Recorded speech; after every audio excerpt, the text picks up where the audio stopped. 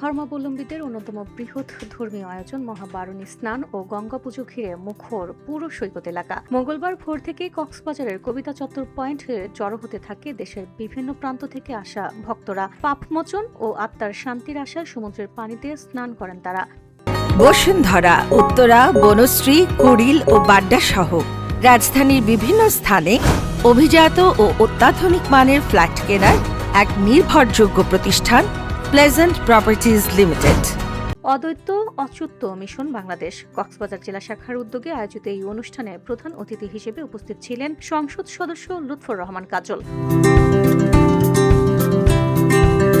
এ সময় তিনি বলেন, কোনো ধর্মই বিভেদ শেখায় না, সব ধর্মই শান্তির বার্তা দেয়। সাম্প্রতিক সম্প্রতি বজায় রেখে নতুন বাংলাদেশ গড়তে সবাইকে একসঙ্গে কাজ করার আহ্বান জানান তিনি। অনুষ্ঠানে স্বাগত বক্তব্য দেন ধর্মীয় গুরু শ্রীমৎ স্বামী দেব দীপানন্দ পুরী মহারাজ।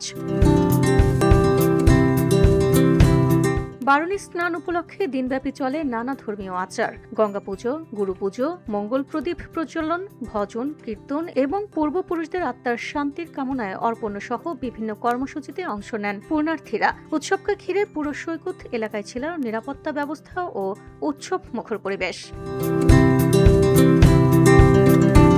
VOD Bangla news desk.